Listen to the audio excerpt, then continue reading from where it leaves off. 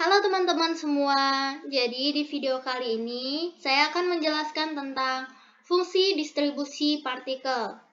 Sebelum itu, izinkan saya memperkenalkan diri terlebih dahulu. Perkenalkan, nama saya Aileen Kalianamita dengan NIM 3 digit terakhir yaitu 026. Jadi hari ini kita akan membahas yang pertama berupa pemahaman. Pemahaman tentang fungsi distribusi partikel. Lalu kita akan masuk ke tahap selanjutnya yaitu proses 1 dan yang terakhir kita akan masuk ke proses 2. Apa saja itu nanti? Mari kita lihat. Kita masuk ke pemahaman yang pertama. Bukan pemahaman yang pertama dong. Udah dah, nggak apa-apa, tek aja lanjut. Halo teman-teman semua. Jadi di video kali ini saya akan menjelaskan tentang fungsi distribusi partikel. Sebelum itu, izinkan saya memperkenalkan diri terlebih dahulu. Perkenalkan, nama saya Aileen Kalianamita dengan NIM 3 digit terakhir yaitu 026. Hari ini kita akan membahas tentang yang pertama yaitu pemahaman tentang fungsi distribusi partikel. Lalu kita akan masuk ke tahap selanjutnya yaitu proses 1 dan yang terakhir kita akan mempelajari tentang proses 2. Kita masuk ke materi yang pertama, yaitu pemahaman tentang fungsi distribusi partikel. Hal pertama atau yang utama harus kita lakukan adalah kita harus mengasumsikan bahwa energi yang dimiliki sistem-sistem dalam assembly dianggap terdiri atas tingkat-tingkat energi. Tingkat-tingkat energi tersebut berada dalam rentan dari 0 sampai tak berhingga. Untuk sistem klasik seperti atom gas, perbedaan energi dua tingkat berdekatan mendekati 0 atau epsilon I plus 1 dikurang epsilon I itu hasilnya bisa dikatakan sama dengan 0. Perbedaan energi yang mendekati 0 memiliki makna bahwa tingkat energi sistem klasik bersifat kontinu. Bisa dilihat seperti gambar yang di samping, itu adalah tingkat-tingkat energi yang ada dalam assembly.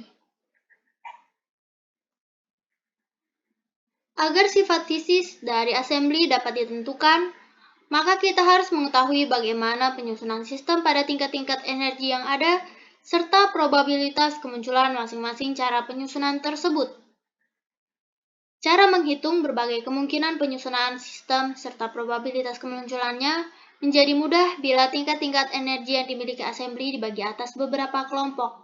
Seperti yang bisa kita lihat itu di kolom yang di bawah. Kelompok pertama memiliki jangkauan energi 0 sampai d epsilon. Kelompok kedua memiliki jangkauan energi d epsilon sampai 2 d epsilon. Kelompok ketiga memiliki jangkauan energi 2 d epsilon sampai 3 d epsilon. Kelompok ke S memiliki jangkauan energi S-1 d epsilon sampai S d epsilon. Sampai pada kelompok ke N memiliki jangkauan energi berupa N-1 d epsilon sampai N d epsilon. Lalu untuk gambar yang di sebelah kanan itu merupakan penyusunan sistem pada tingkat-tingkat energi seperti energi E1 itu ada di kelompok 1, energi E2 di kelompok E2, energi ES di kelompok S, lalu energi yang ke EM itu ada di kelompok M. Jadi satu kelompok energi mengandung sejumlah keadaan energi. Jumlah keadaan energi pada kelompok yang berbeda itu bisa sama, bisa juga berbeda. Misalkan jumlah keadaan energi pada tiap-tiap kelompok itu bisa dilambangkan seperti gambar yang di samping. Misal jumlah keadaan pada kelompok pertama itu dilambangkan dengan G1, jumlah keadaan pada kelompok kedua itu dilambangkan dengan G2, jumlah keadaan pada kelompok 3 itu dinamakan dengan G3. Dan jumlah keadaan pada kelompok ke S dilambangkan dengan GS, jumlah keadaan kelompok yang ke N nantinya akan dilambangkan dengan GN, seperti itu. Lalu tadi dikatakan bahwa di sejumlah keadaan energi pada kelompok yang berbeda itu bisa sama, bisa berbeda. Misalkan di G1, G2 itu bisa sama, bisa juga berbeda. Begitu juga dengan selanjutnya, G3 dan sampai ke Gn. Itu bisa saja ada yang sama atau semuanya berbeda sampai pada yang kelompok ke N yang dilambangkan dengan Gn itu tadi. Misalkan pada konfigurasi tertentu tiap-tiap kelompok energi telah ditempati oleh sejumlah sistem sebagai berikut. Jumlah sistem pada kelompok energi pertama itu dilambangkan N1, jumlah sistem pada kelompok energi kedua itu dilambangkan dengan N2, jumlah sistem pada kelompok energi ketiga itu dilambangkan dengan N3, dan jumlah sistem pada kelompok energi ke M itu dilambangkan dengan Nm. Jumlah total sistem pada assembly adalah N. Karena N sistem tersebut terdistribusi pada setiap kelompok energi, maka terpenuhi. N sama dengan sigma, S sama dengan 1 sampai dengan M itu adalah Ns. Itu untuk persamaan yang pertama. Jadi energi total assembly itu adalah N sama dengan sigma, S sama dengan 1 sampai dengan M, Ns, Es. Itu adalah persamaan yang kedua. Untuk menentukan nilai dari besaran-besaran yang dimiliki assembly, kita harus menentukan berapa probabilitas munculnya masing-masing konfigurasi dalam assembly. Dengan demikian, mencari probabilitas kemunculan konfigurasi dengan kondisi seperti gambar di samping. Ada N1 sistem pada kelompok energi 1, ada N2 sistem pada kelompok energi 2, ada N3 sistem pada kelompok energi 3, ada Ns sistem pada kelompok energi S, dan sampai pada ada Nm sistem pada kelompok energi yang ke M. Ekuivalen dengan mencari beberapa cara penyusunan, yaitu N1 sistem pada G1, keadaan energi di kelompok energi 1, N2 sistem pada G2, keadaan energi di kelompok energi 2, N3 sistem pada G3, keadaan energi di kelompok energi 3, Ns sistem pada Gs, keadaan energi di kelompok energi S, Nm sistem pada Gm, keadaan energi di kelompok energi yang ke M. Selanjutnya kita akan menentukan jumlah cara penyusunan sistem-sistem yang tersebar pada tingkat-tingkat energi di atas. Untuk maksud tersebut, mari kita mulai dengan menganggap semua keadaan energi kosong atau tidak ditempati oleh sistem. Dan di luar ada sejumlah N sistem yang akan diisi pada keadaan-keadaan tersebut. Di sini ada dua tahap proses yang terjadi.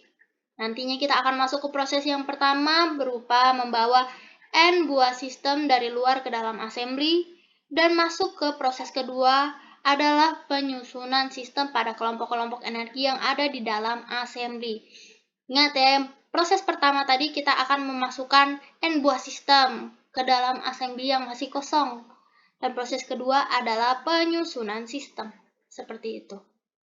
Kita langsung saja masuk ke proses yang pertama, yaitu membawa N buah sistem ke dalam assembly. Jadi yang pertama akan kita lakukan adalah mengambil satu sistem dari daftar N buah sistem yang berada di luar assembly. Kita bebas memilih satu sistem ini dari N buah sistem yang ada tersebut. Jadi jumlah cara pemilihan sistem yang pertama kali dibawa masuk ke dalam assembly adalah N cara. Bisa sambil dilihat gambar yang di samping ya teman-teman. Setelah sistem pertama dimasukkan ke dalam assembly, maka tersisa N-1 sistem dalam daftar di luar. Ketika membawa masuk sistem kedua ke dalam assembly, kita dapat memilih salah satu dari N-1 buah sistem yang ada di dalam daftar. Jumlah cara pemilihannya pun adalah N-1 cara. Begitu sampai seterusnya, sampai pada nanti kita akan masuk ke ketika sistem sudah sampai ke angka yang ke N. Yang akan dimasukkan ke dalam assembly, hanya ada satu sistem yang tersisa di luar tadi, karena itu sudah mencapai angka yang ke N. Jadi, tidak ada pilihan-pilihan yang mungkin, sehingga jumlah cara memasukkan sistem N adalah ke dalam assembly itu hanya punya satu cara. Dengan demikian, jumlah total cara membawa masuk N buah sistem ke dalam assembly adalah N dikali N-1 dikali N-2 dikali sampai pada nanti dikalikan dengan 1.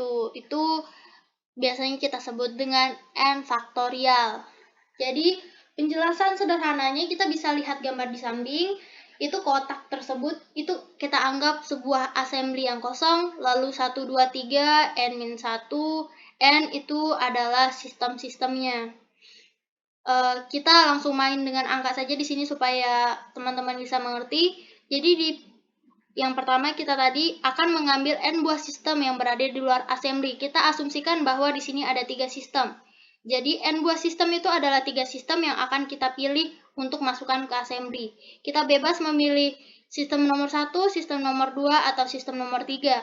Sehingga kita punya 3 cara untuk memasukkannya ke dalam assembly. Setelah kita memilih salah satunya, misalnya sistem 1 sudah kita masukkan. Sisanya kita hanya punya N-1, yaitu sisa 2 sistem yang berada di luar, yaitu sistem nomor 2 dan sistem nomor 3.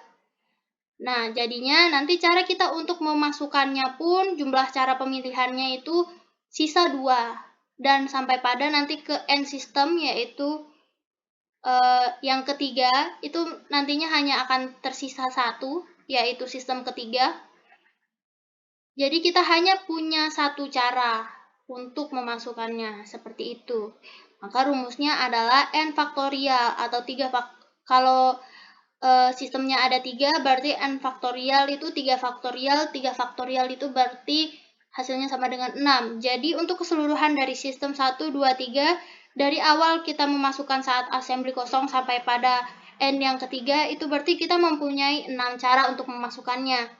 Karena seperti yang dijelaskan tadi, kalau kita bebas memilih apapun dan sistem keberapapun yang akan kita masukkan, seperti itu. Nah, kalau untuk proses pertama, cara memasukkannya hanya sampai segitu. Jadi sekarang kita masuk ke proses kedua, yaitu penyusunan. Setelah kita memasukkan sistem-sistem ke dalam assembly yang masih kosong itu tadi, kita perlu penyusunan, yaitu proses kedua ini, penyusunan sistem ke dalam kelompok-kelompok energi. Nah, kita masuk ke tahapan yang ditempuh itu adalah sebagai berikut. Yang pertama, tinjau kelompok 1 yang mengandung keadaan dan ditempati oleh sistem. Ambil partikel pertama, kita dapat menempatkan partikel ini entah di keadaan ke-1, keadaan kedua, keadaan ketiga, dan seterusnya hingga keadaan ke G1. Jadi, jumlah cara penempatan partikel pertama pada kelompok 1 yaitu memiliki G1 keadaan adalah G1 cara.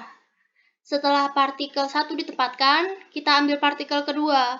Partikel ini pun dapat ditempatkan di semuanya, seperti yang partikel yang pertama itu tadi. Bisa ditempatkan di keadaan pertama, keadaan kedua, keadaan ketiga, dan seterusnya sampai pada keadaan ke G1. Dengan demikian, jumlah cara menempatkan partikel kedua juga G1 cara. Hal yang sama juga berlaku bagi partikel ketiga, keempat, dan seterusnya hingga partikel ke N, alias partikel terakhir, partikel yang habis nantinya. Akhirnya, jumlah cara menempatkan N1 partikel pada G1 buah keadaan adalah G1 dikali G1 dikali G1 sampai pada nanti G1 dikalikan dengan N1 buah partikel. Itu adalah partikel yang terakhir nanti ditempatkan, sehingga caranya adalah jumlah cara menempatkannya nanti berupa persamaan G1 pangkat N1. Itu adalah persamaan yang ketiga. Lalu, sejumlah G1 N1 cara di atas secara implisit mengandung makna bahwa urutan pemilihan partikel yang berbeda menghasilkan penyusunan yang berbeda pula. Jadi tergantung nantinya kita mengurutkannya dari mana. Urutan pemilihan yang berbeda dari sejumlah N1 partikel yang ada tidak berpengaruh pada penyusunan, asalkan jumlah partikel pada tiap bangku tetap jumlahnya.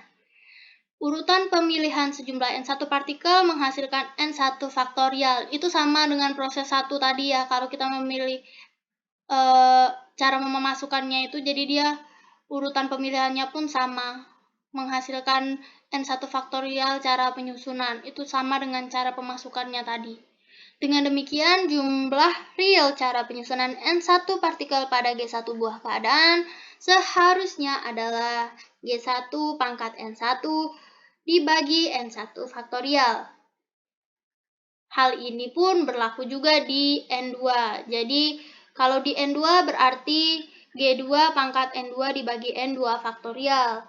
Jadi secara umum, jumlah cara menempatkan Ns, N yang ke S partikel, di dalam kelompok energi yang mengandung G yang ke S keadaan adalah Gs pangkat Ns dibagi Ns faktorial. Akhirnya jumlah cara mendistribusikan secara bersama-sama N1 sistem pada kelompok dengan N2 sistem pada kelompok dengan G2 keadaan dan sampai pada Ns sistem pada Gs keadaan adalah sebagai berikut. Karena total semuanya tadi sigma S sama dengan 1 sampai dengan M, Gs, Ns dibagi Ns faktorial.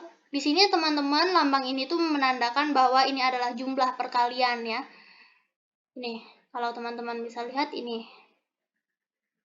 Untuk persamaan yang pertama.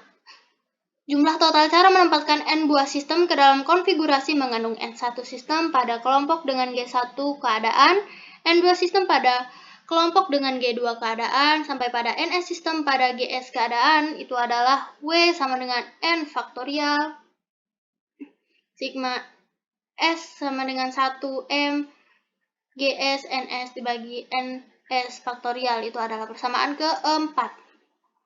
Nah, jika kita tinjau assembly yang terisolasi dari lingkungan, tidak ada pertukaran partikel maupun energi antara assembly dan lingkungan. Dengan demikian, jumlah sistem N energi total U yang dimiliki assembly konstan atau selalu sama karena tidak ada pertukaran tadi ya. Jadi akibatnya omega N sama dengan sigma S sama dengan 1M, omega NS sama dengan 0, itu adalah persamaan kelima. Lalu ada omega U sama dengan sigma S sama dengan 1 sampai dengan M, ES, sigma NS sama dengan 0, itu adalah persamaan yang keenam. Sekarang, mencari konfigurasi yang memiliki probabilitas kemunculan paling besar. Jadi kita asumsikan bahwa konfigurasi yang dibentuk-bentuk oleh sistem adalah assembly yang menghasilkan besaran makroskopik, adalah konfigurasi dengan probabilitas maksimum tersebut. Cara yang dilakukan adalah mencari kumpulan Ns sedemikian sehingga W maksimum. Tetapi karena W merupakan perkalian sejumlah faktor, maka akan lebih mudah jika kita memaksimalkan ln W. Karena jika ln W maksimum, maka W pun maksimum. Maka diperoleh persamaan sebagai berikut, bisa teman-teman baca. Nanti akan memperoleh persamaan 7 berupa ln N faktorial plus sigma S sama dengan 1M di dalam kurung Ns ln Ys minus ln Ns faktorial. Karena baik N besar maupun Ns merupakan bilangan-bilangan yang sangat besar, maka untuk mempermudah perhitungan kita dapat menggunakan pendekatan Stirling seperti pada yang pertama itu ln N faktorial sama dengan N ln N minus N dan seterusnya. Jadi kita dapat membentuk aproksimasi berupa persamaan 8 berikut ini. Lalu dengan demikian diferensial dari ln W menjadi persamaan yang ke-9, yaitu sigma S sama dengan 1M ln Gs dibagi Ns omega Ns. Karena kita harus menerapkan syarat batas kekekalan energi dan jumlah partikel, maka solusi untuk Ns dicari dengan menerapkan pengali Lagrange sebagai berikut. Seperti persamaan 10 ya. Omega ln W ditambah alfa, omega N ditambah beta, omega U itu sama dengan 0, itu untuk persamaan yang ke-10. Selanjutnya kita harus mensubstitusikan persamaan ke-5, 6, dan 9 ke dalam persamaan ke-10 sehingga diperoleh itu sebagai persamaan yang di bawah ini. Bisa teman-teman baca. Yang kemudian akan disederhanakan menjadi sigma S sama dengan 1M di dalam kurung ln Gs per Ns ditambah alfa ditambah beta Es omega Ns sama dengan 0. Karena kondisi ini berlaku untuk nilai Ns berapapun, maka harus terpenuhi sebagai berikut. Nah, yang nantinya akan menghasilkan ungkapan untuk NS itu sebagai NS sama dengan GS E pangkat alfa plus beta ES. Itu sampai pada persamaan yang ke-11. Setelah turunan-turunan yang banyak, teman-teman nanti bisa baca sendiri, dibaca ulang. Nah, nanti teman-teman bakal bisa lebih paham lagi.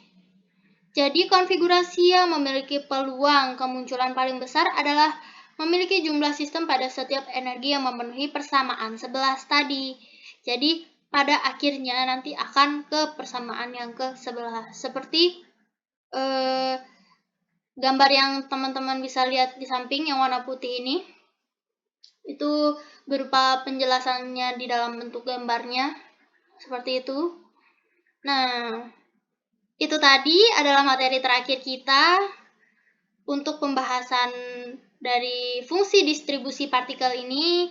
Semoga bermanfaat buat teman-teman. Semoga teman-teman merasa terhibur juga dengan pembelajaran ini, menjadi pembelajaran yang menyenangkan untuk teman-teman semua. Sekali lagi semoga ini bermanfaat dan terima kasih. Salam buat para pelajar semua. Sukses selalu. Bye-bye.